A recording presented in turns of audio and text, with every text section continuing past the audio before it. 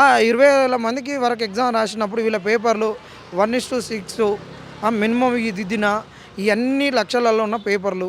కాబట్టి వీటిని దిద్దాల్సినటువంటి ఈడ హిస్టరీ ప్రొఫెసర్లు లేరు. కావాల్సినటువంటి హిస్టరీనే 250 పైచిలుకుంటాయి. హిస్టరీ ప్రొఫెసర్ లేరు కాబట్టి ఎవరిని పడితే అని దిద్దిచ్చినావు. హిస్టరీ ప్రొఫెసర్ ఉన్నోడే మూమెంట్కి కూడా దీనికి అనుసంధానం ఉంటుంది. వాళ్ళు లేరు కాబట్టి వాళ్ళతో దిద్దిచ్చినావు.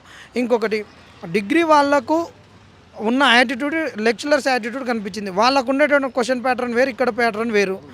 కాబట్టి ఆ ప్యాటర్న్లో వాళ్ళకి ఎప్పుడు అలవాటు పడలే కాబట్టి దీనికి వాళ్ళు కొత్త అనిపించింది. వాళ్ళు దిద్దే జానబెత్తలు ఎక్కువ ఎన్ని పేపర్లు ఏమో నింపితే దానికి మార్కులు వేస్తారు. పక్కనున్న వచ్చిన పోరగాళ్ళు కూడా అంటున్నారు నేను యాజ్ ఇట్ ఈస్గా రాసినాం అంటే ఎట్లా రాయాలో అట్లా రాసినాం. ఆ డైరెక్టివ్ వర్డ్స్ సివిల్స్లోనైతే కొంత పేపర్ ఉంటుంది, ఆ స్పేస్లోనే రాయాలి, ఇష్టం వచ్చినట్టు ఉండదు.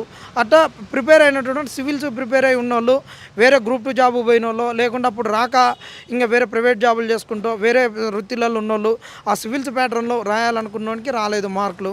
ఇష్టం వచ్చినట్టు పేపర్లు నింపినోనికి మార్కులు వచ్చినాయి. ఇది ఖచ్చితంగా పేపర్లు దిద్దిన వాళ్ళకు ఈ ఎగ్జామ్స్ పైన దిద్దే విధానం పైన అవగాహన లేనటువంటి వాళ్ళు